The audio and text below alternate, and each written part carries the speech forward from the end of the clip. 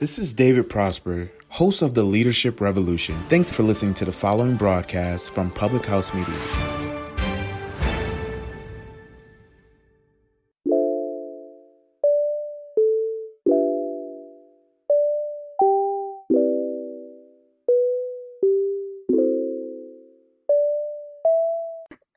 Hi, everyone. Welcome back to another episode. I have, for the second time, Jennifer Schmidt here with me. I say second time because she so graciously chose to re-record with me after all of my content got lost last week. Hi, Jen.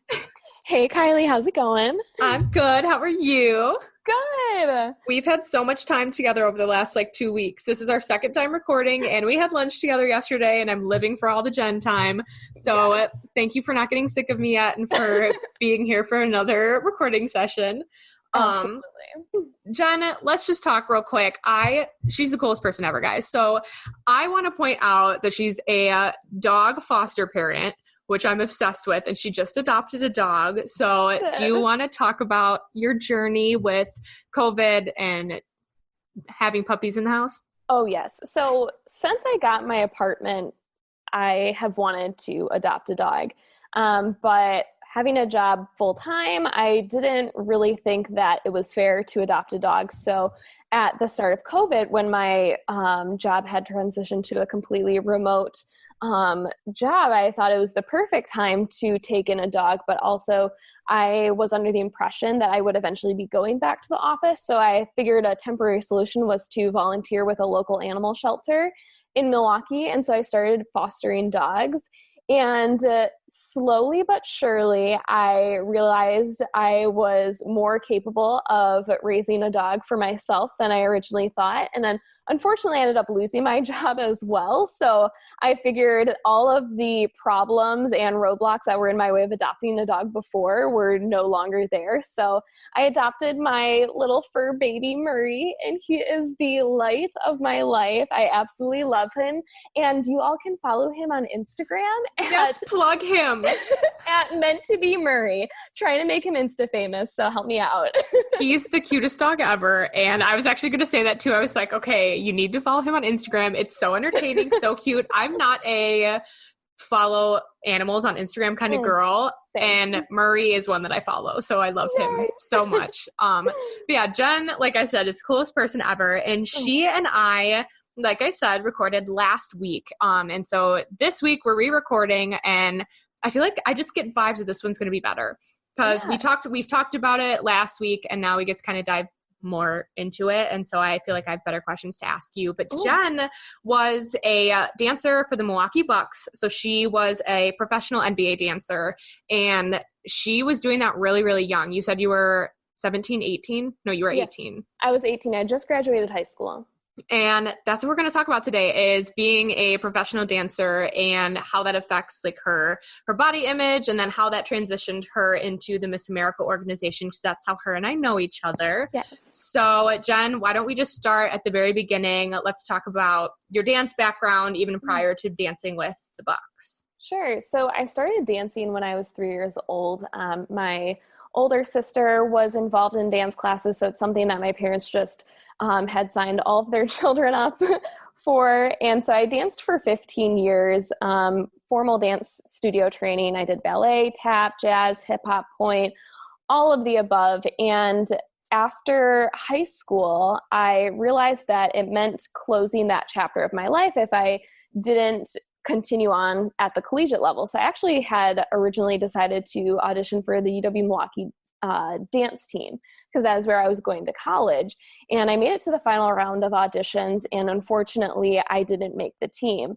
And I still wasn't ready to close this chapter of my life. So one day I was scrolling through Facebook, and I saw an ad for the Milwaukee Bucks dancers.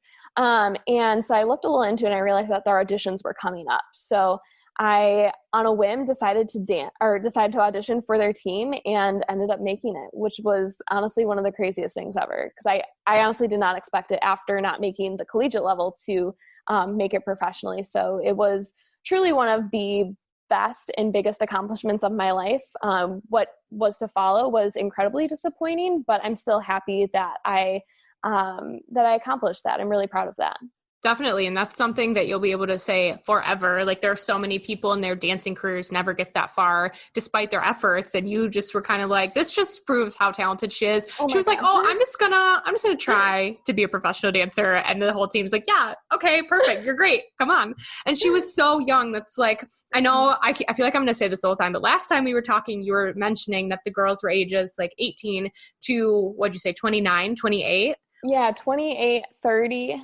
So there was no age limit. Mm-hmm. The youngest you could be was 18. You did have to be a legal adult, but there was no age limit. So there were girls of all different backgrounds and at different stages of their life as well. Some were college students like myself, and some were 5 years into their professional careers, but dancing for the Milwaukee Bucks was something they did on the side. So it was a really interesting and unique experience just in that regard alone. Mm-hmm. And can you talk about, just because I thought it was such a great story last time, like I need to hear your rooftop story, your night that you found out that you made the team. Yeah. So the audition process is about 2 weeks long. If you've ever watched the Dallas Cowboy cheerleaders making the team, it's a very similar audition process. So the very first day starts with an open call audition where anyone in the public can come and audition for the team. Kylie, you could have showed up. Nobody wants that. The first day of auditions is for anyone to come and pretty much just show their technique and show their basic dance skills. And from there, a large majority of the people who showed up are cut. So that's just the first day, the open call auditions. And I ended up making it past that first day, which in all honesty, I did expect to make it because I did have 15 years of formal dance training. What I didn't expect was to continue making it through the audition process. So the next day was callbacks, and we learned a 1.5-minute routine. We performed that routine in small groups. And then again, similar to the Dallas Cowboy cheerleaders, there was an interview process. And that was one of the most embarrassing moments of my life because I am a dancer. I know nothing about sports. And they were asking me questions about basketball that I did not know the answer to. And after that interview process, I honestly thought that I was going to be cut because I completely blew it. All I knew was that Bango was the mascot, but they were asking me like, how long are the games? Do they play quarters or do they play halves? And I was like, I don't know. And but it's again, they view their dancers as representatives of their brand and of their team. And so they want you to be knowledgeable. At the moment, I was not. They're like, oh, she's a good enough dancer. She can learn about basketball. She's fine. Yes. So after the callback audition, I ended up making it along with, I think it was about 25 other girls. And from there, we went to boot camp. And boot camp is where we learned a lot of different routines. We learned sideline routines, timeout routines, kind of the stuff that you see, what is usually cheerleaders doing on like the sidelines at sporting events. We learned all of that to get us prepared for the final live audition. And the final live audition was held at the Peck Pavilion. If you're from Milwaukee, you probably know where that is. It's an outdoor theater right in the heart of downtown Milwaukee. So it has like a beautiful stage, but then it's also outdoors. And there's also like a huge like setting for a panel of judges. So it was almost like a pageant, to be honest. It's, it's a competition. It's an audition, but you're being judged live by other individuals. So what ended up happening was at the end of the night, they had called, we were all the girls who auditioned were like staying backstage, and then one by one, the announcer called the girls who made the team out onto the stage, and they told us they were only going to call 15 girls, that only 15 of the 25 of us would make the team. And they announced 14 girls. And at that point I was backstage with, 10 other girls, and I was looking around, and there were a couple of veterans, girls who had been on the team before. And I honestly had thought that I had not made it.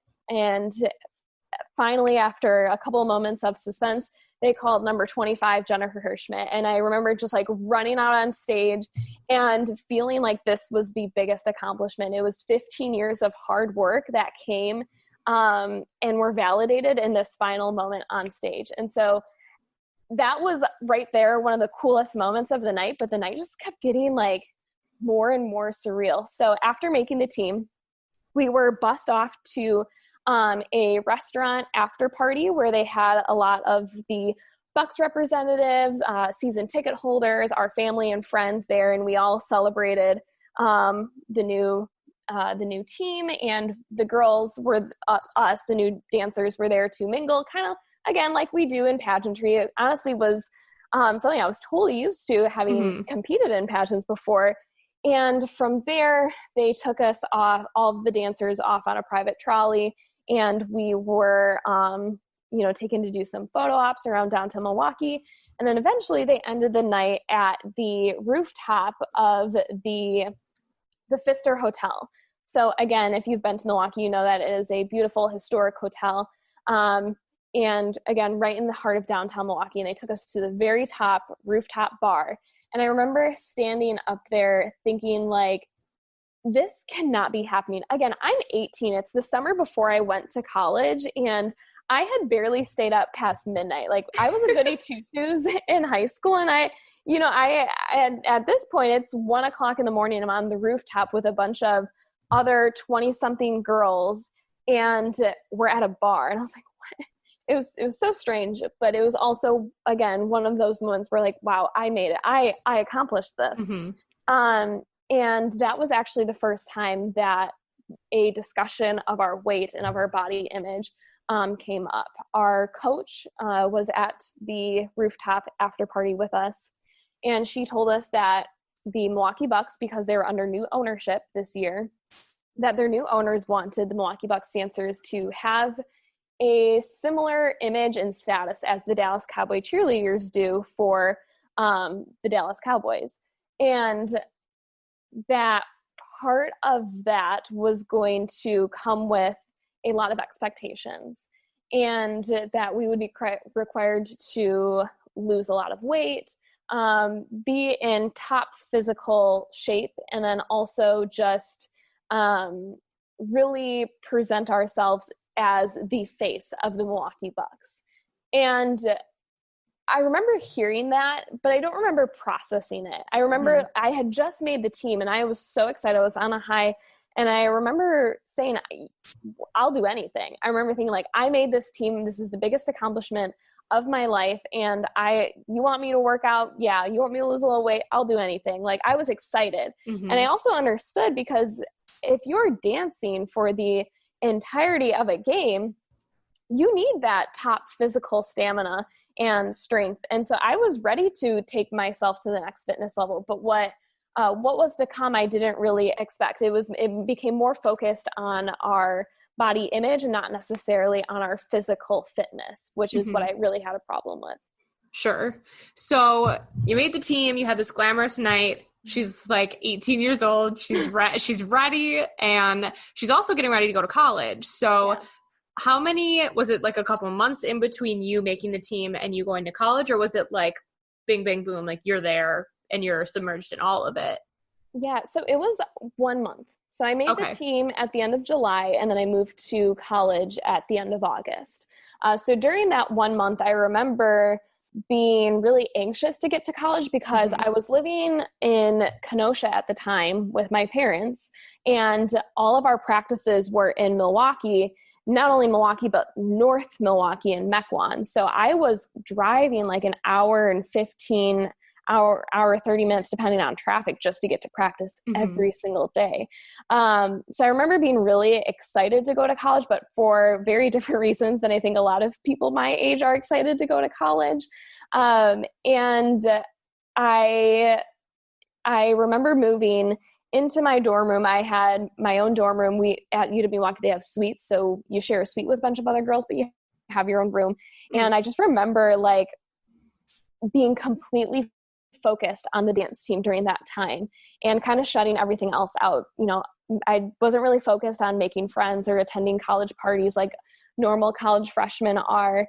I was really focused on the team, on my physical fitness, on my weight, on my diet, and not even my academics, to be completely honest. So it was a really, really different first year of college experience that I think a lot of girls have. Mm-hmm. So you're there, you're doing it, you're in college and you're on the dance team. How, since you're talking about this like balance or lack thereof, between like academics and social life and the dance team, how many hours a day were you dancing? And like, I guess not just dancing, like doing the workouts and doing all of that stuff. Was there even time for you to do anything else? There really wasn't. And not only was my time consumed by it, but so was my mental, every ounce of my mind was consumed with it. So even when I was attending classes, I couldn't focus on academics. My brain was just completely focused on the dance team. But what that schedule kind of looked like, and I'll backtrack a little bit. So after making the team, we were what was considered preseason training. So it was when we learned a lot of dance routines. I think we learned like 20 plus dance routines to prepare us for the regular season. And we also learned all of our sideline routines, all of our timeout routines. And we had about 4 to 5 hour dance rehearsals 3 days a week, but every single day we had a workout that preceded those dance practices. And we were also expected to do our own cardio earlier in the day. So what my typical day looked like is I would wake up, I would go to the gym, and I would run 6 miles on the treadmill, and which usually took me about an hour. I wasn't fast, but I was like, I got to get these 6 miles in. And then I would go back to my dorm, get ready, go to class for an hour or two. I only took 12 credits that first semester, so I really wasn't in class that long. But then I would come back, I would get ready for dance rehearsal, and then I would drive to Mech 1, and I would have our mandatory team workout. And then I would also, following that, have about a 4 to 5 hour dance rehearsal. So my pretty much entire day was consumed with it. And it was not only physically exhausting, but just mentally as well. For sure. And I feel like we're jumping all over the place because I know what I want to ask you, because I'm trying to emulate what we did last time. I know. So where does your calendar photo shoot fit into all of this? So it was preseason, and then they were just getting you ready for the actual games, but then were they also prepping you for this calendar shoot too? Yes. So part of preseason training, or at the start of preseason training, we were told that, again, we had this new expectation of being the face of the Milwaukee Bucks. And so we were grouped into categories by weight, not necessarily weight, but weight we had to lose. So I was in the heaviest group. I was required to lose 12 pounds before our swimsuit calendar shoot, which was about a month away. So like I said, we made the team in July, and we were expected to lose this weight within a month in order to shoot for the swimsuit calendar. And we are actually told that our membership of the team was dependent on whether or not we were able to lose this weight and whether or not we were able to shoot for the swimsuit calendar. But again, I was committed. I was super excited and honestly naive as well. I didn't see a problem with what they were asking us to do. And quite honestly, like, it really messed with my mind, because I didn't see a problem with what they're asking us to do. I saw myself as the problem. I saw myself as the individual who needed to lose 12 pounds. And to be completely honest, like, I'm not calling myself small by any means, but asking girls who are all dancers and athletes to lose 12 pounds is really difficult, especially someone like myself who's super short. She really is just like a little bitty thing. Like, I can't even imagine, like, I feel like that if someone of your stature were to be asked to lose, 12 pounds, that you would look sickly. Yes. And the weight looks different on everyone. So like, I'm sure everyone's a different like height and, you know, like X amount of pounds looks different on every single human, but that's just crazy to me. Right. And I think to put that number in perspective for everyone, I currently weigh about anywhere, I don't weigh myself, but I usually weigh between 130 and 135 pounds. That is the weight that I have found my body is very comfortable being at when I eat regularly healthy and exercise regularly. That is the weight that I've maintained ever since my experience with the Bucks. But the weight that they wanted me to be at was 120 pounds. So I like to share that number, not because it matters, because weight is just a number, and it, like you said, it looks different on everyone. But if you look at me at my current size, I think you can imagine, like you said, how sick I looked when I was 120 pounds. And the drastic measures that I had to take in order to get there, because my body was at this comfortable weight and it was at a healthy weight. And I already was eating healthy and I already was exercising and dancing regularly. So I had to take everything to the next level in order to achieve that goal weight. So was this like 6 miles a day class, all of that stuff, was that in preparation for your swimsuit shoot? It was. So those were the, I guess you could say, physical fitness requirements. And on top of that, there was dietary restrictions. I remember we weren't allowed to eat dairy. We were only allowed to eat whole foods. So foods that aren't processed. We also could not eat carbs after 12 p.m. And that one was the one that I really struggled with, which I think everyone would struggle with, because if you look at what a carb is, a carb is everything. Like carbs are in everything. They're in fruits, they're in vegetables, they're in grains. And I find it hard to imagine that I even consumed 1,000 calories in a day, which I had to submit a weekly food log to my trainer so that they could monitor what I was eating. And I was eating 1,000 calories a day, which is not a lot. But then when you look at what I was eating, it's amazing that I even got to that number. And then you put the physical fitness requirements on top of that. And no wonder I was losing weight, because I was, consuming negative calories each day. And then we also would do drastic things like sit in a sauna for an hour before our weekly weigh-ins and measurements, because those were taken. And we would try to sweat out all the water weight right before our weigh-ins.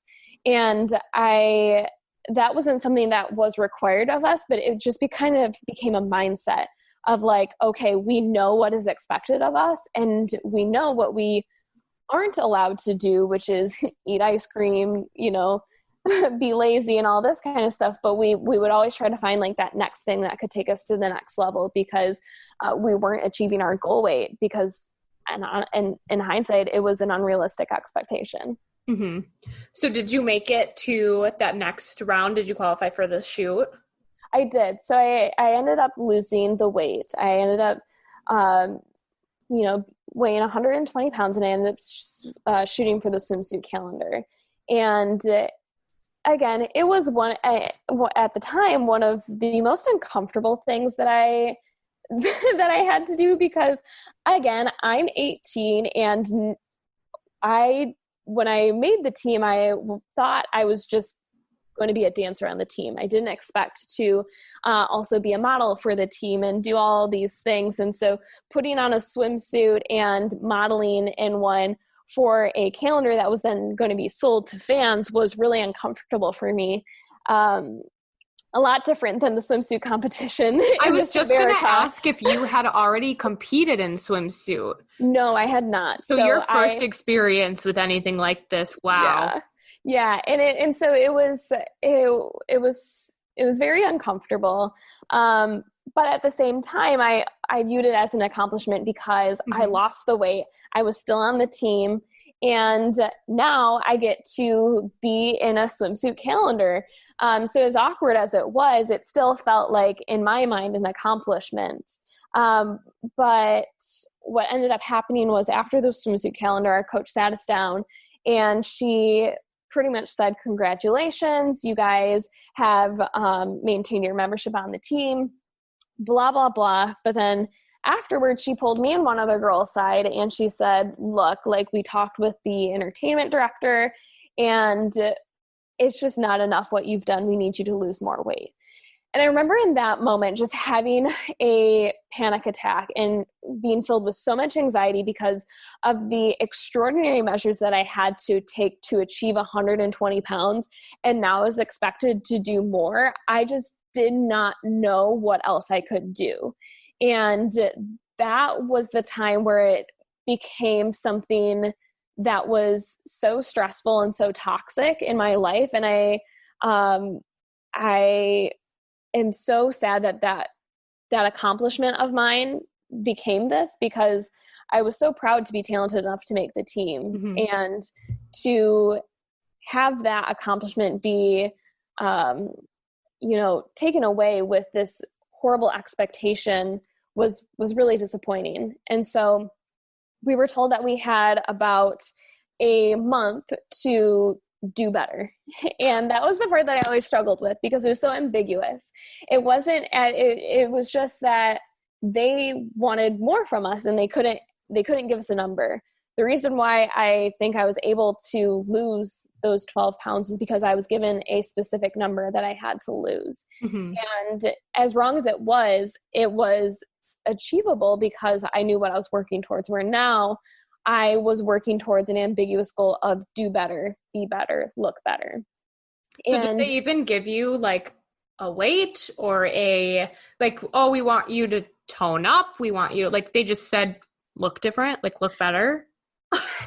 Basically, they said it's not enough, that we need more from you. Mm-hmm. And I remember one of my biggest frustrations was leading up to that point, I was not allowed to lift weights because what was important to them was the number on the scale, which to this day just confuses me because, when you maybe look leaner and more fit when you lift weights, but they didn't care about that. They cared about the number on the scale. So I wasn't allowed to lift weights because when you lift weights, you build muscle, and when you build muscle, you gain weight. Mm-hmm. And so I remember talking with my coach and I said, okay, you want me to look better. Well, in my mind, that means gaining weight and toning up and strengthening my muscles, because I was running 6 miles a day. And I also was on top of that doing a cardio class with the team and a 5-hour dance rehearsal. I was doing cardio all day long and I had no muscle left because my body wasn't getting enough nutrients and my body was feeding off my muscles for energy. Mm-hmm. And so I asked her, I said, can I please lift weights? Because I think that's how I can achieve your do better goal. And I was told no. I was told that I needed to continue to push myself and do more cardio, eat healthier, do all these things because the number on the scale has to be smaller. My measurements have to be smaller, which was so frustrating and so confusing to me because the goal was to look better. And to me, that had nothing to do with the number on the scale. Mm-hmm. For sure. So what were the measures that you took to achieve that? Like what they just give you this ambiguous goal. Like what did you do to achieve it? If you did. Yeah, I continue to follow the original guidelines. Like I said, no dairy, only whole foods, no carbs afternoon. I pretty much ate spinach all day. I honestly can't, I still think about it and I can't remember what I would eat because I honestly, and I think the reason that I can't remember is because I probably just didn't eat anything. And I remember I still ran my 6 miles every single day, but I started doing it at more of an incline. So it was more difficult. Instead of sitting in the sauna once a day, I sat in it every day. I just took everything that I was originally doing and I took it to the next level because I couldn't think of anything else that I could possibly do. But what was really scary was when I started to see the physiological effects of the measures that I was taking. My hair started falling out. I wasn't getting my period anymore. It was just things that I really started to make me realize and force me to realize that what I was doing was not healthy for me. Mm-hmm. How did all of this affect your academics too? Because if you're not even nourishing your mind, like you're not giving yourself enough energy to do anything. Like, did you continue to go to classes, or what? I mean, what was your academic life like?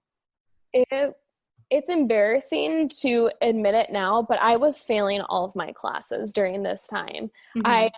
I still went to class, but I was a zombie. I couldn't think. I couldn't retain anything. My mind was just deprived of nutrients. And so I just remember like being so exhausted that I couldn't function essentially. Mm-hmm. And like I said, I was failing classes, I was missing assignments, and I really, really was disappointed in myself, and just for that as well, because I am a first generation college graduate and I was paying for these classes myself. My parents were not paying for my college education. I was. And so I also remember being so disappointed in myself at this time because I wasn't skinny enough. I wasn't smart enough. And all of these things that I was originally so proud to be a Milwaukee Bucks dancer, first generation college student, I was failing at. And what I didn't realize at the time was it wasn't my fault as much as I put the blame on myself. It was this external thing, the Milwaukee Bucks organization putting these expectations on me that were setting me up for failure. So you're doing all these things and you are trying to get to the next level in your quote unquote physical fitness and to continue on with the Bucks. So what did that journey look like for you the rest of the time? So it got to a point where, like I said, I started to notice the physiological effects of the bad habits that I was making in order to achieve this ambiguous goal. And eventually I realized that I needed to make my health a priority, and not just my physical health, but also my mental health. And I sat down and I had a conversation with my coach, and I told her it was no longer healthy for me to be on this team. And I remember that conversation was really eye-opening, because for this entire time, I thought she was the one who had these expectations of us. But she herself was a former NBA dancer as well. And she had experienced the same thing that we were going through this entire time. And she told me that she had so much respect for me for leaving the team, because it's something that she wished she would have done while she was dancing for the NBA. And so while it was such a hard decision to do, because I felt so much pride being a part of the Milwaukee Bucks organization, it was also what was in my best interest. And I ended up finishing the semester with a 2.4 GPA. So it wasn't a great GPA, but I didn't fail any of my classes. I got C's, and I think the lowest grade I got was a D. And that itself to me was an accomplishment, because I ended up being able to finish the semester and make up for some of the missed assignments and bad grades that I had gotten earlier. And then from there, I transferred schools a couple times. I ended up graduating from UW-Madison. I started competing in the Miss America organization. I've won a couple local titles since then. I was working for my dream job, and so many great things have come because of that decision to leave the team. And so as difficult and as hard as it was, it really brought so many more positive things into my life after. Mm-hmm. And that was a very beautiful segue, because my next question was just about like how you leaving, and like, did you keep that mindset? I mean, like, they were essentially teaching you eating disorder 101. So when you decided to transfer schools and start this new chapter of your life and enter Miss America, specifically what I'm thinking of, like, did you have this negative body image and eating disorder tendencies, or were you just kind of like, that's not me, I'm moving on to the next chapter of my life, screw all that, like, I'm going to do what I want and eat what I want? after making that decision to leave the team, I was looking for some other form of validation. And that is the year that I started competing in the Miss America organization. And I think that's what I looked for at first to gain from the Miss America organization. And it was when there was still the swimsuit competition. And so I can very easily see how my experience from the Bucks could, continue and translate into the Miss America organization, but it didn't. And I think that's partly because I didn't have an eating disorder. What I did was I engaged in disordered eating habits that were taught to me by an organization. And so I think once that organization was out of my life, I was able to make better, truly healthier decisions for myself and be successful in the Miss America organization. I loved the swimsuit competition, and it was not a stress factor for me because it was an opportunity for me to make my own health decisions, to work out the way that I wanted. I started lifting weights, to eat what I wanted. I ate carbs, and I finally could present this body on stage that I created, that I achieved, and I could share it with the judges and the audience and say, this is me, this is my body, and I like it. And I don't care if you don't, because it's mine. And that was something that I could do within the Miss America organization that I could not do within the Milwaukee Bucks organization. And that is why I fell in love with Miss America, was because it gave me that opportunity, that self-confidence, that validation. And I also am able to sit here and realize that other girls can compete in the same phase of competition and have a completely different experience and outlook of it. And I completely respect that. But I'm also thankful for the Miss America organization and for the swimsuit competition, because it gave me that self-confidence back. And I don't think I would have gotten it if I hadn't competed.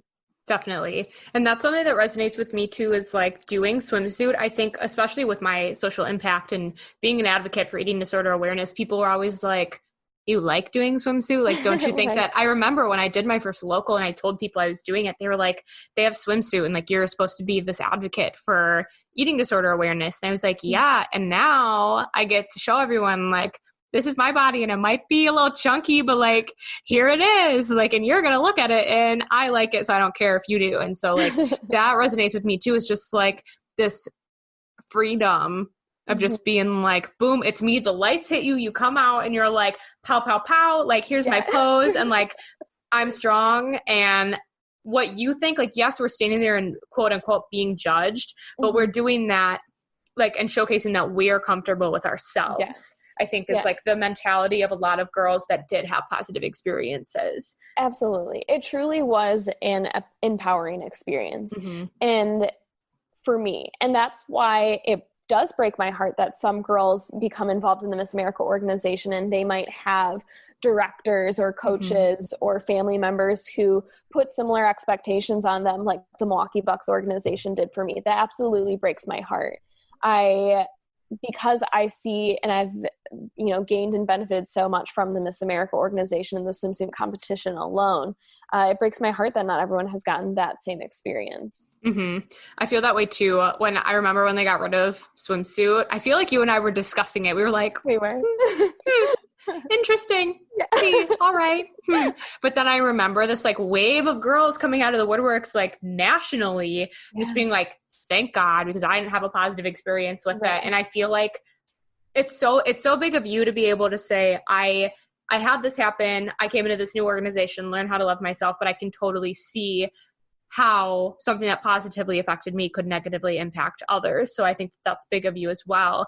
And how, like, obviously, okay, so she still dances. She dances as her talent in the Miss America organization. Did you ever have any ill will or poor feelings towards dance specifically, because that's where a lot of these things that happened to you came from?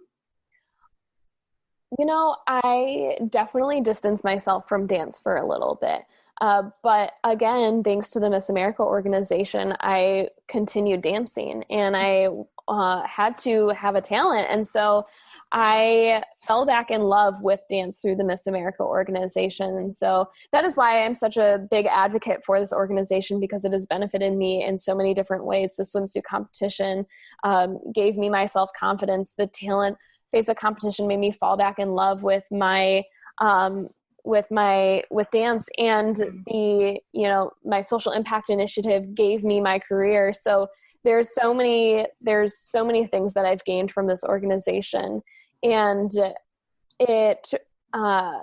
I'm glad that the Miss America organization did, at the end of the day, eliminate the swimsuit competition, because as much as I gained and benefited so much from it, I would hate for even just one girl to have a similar experience that I did with the Bucks and the Miss America organization. Mm-hmm. I think that by eliminating it, that does not allow for that opportunity or for that experience to happen. And so at the end of the day, I am happy that it no longer exists, because I don't want anyone to have to go through what I did. Definitely. And I guess we're wrapping up. I never want to stop talking to you about this kind of stuff, but I like to always kind of end with asking my guests if they have any little bits of food for thought for our listeners, or do you have anything, just kind of like a mic drop moment that you want to leave everyone with in regards to what we've talked about today? A couple of things. I would like to note that since leaving the Milwaukee Bucks dance team, they have completely changed, and I think they continued to grow and change with the body positivity movement. I was on the team in 2014, so pretty much right before the body positivity movement started to gain momentum. And I continued to stay friends and communicate with quite a few of the girls on the team. And they continued to be on the team the next couple years. And they told me that things were different, that things changed, and that there's no longer that expectation of the dancers. So I would like to note, because I don't believe in cancel culture. I don't think that the Milwaukee Bucks should be canceled because I had a bad experience with them, or because they had these expectations of their dancers for 1 year. But I applaud them for growing and realizing that what they did was wrong, and making decisions to change because they realized that it was wrong. And so I think that's really incredible. And I guess I also would like to say that for anyone who is struggling with an eating disorder or disordered eating, or a person or an organization who is holding their body to certain expectations, that as hard and as difficult it is to make a decision to get out of that relationship, that organization, whatever it might be, do it, because so many good things will come of it. Like I said, I started competing in Miss America. I graduated from my dream university. I found my dream career, and I found Murray, so many amazing things. Yes. So many things followed that moment. And I don't think any of those things would have happened if I made the decision to continue with the Milwaukee Bucks organization. So while I understand it is absolutely difficult, make the decision for yourself to make your health a priority, because so much good will come of it. Mm-hmm. And that is just why Jen is right on track to become Miss America 2022, because 2021, 2022, whatever year we go to Miss America. Who knows? Who knows? But Jen will be there, and Jen will win. And that. And that's the tea. And that's why, because she can make the best out of any situation. And I mean, I'm so thankful that not that this negative thing happened to you, but that you had the courage to leave it and join another organization, because I wouldn't know you without that. And so, yeah, I love you. And this was so fun.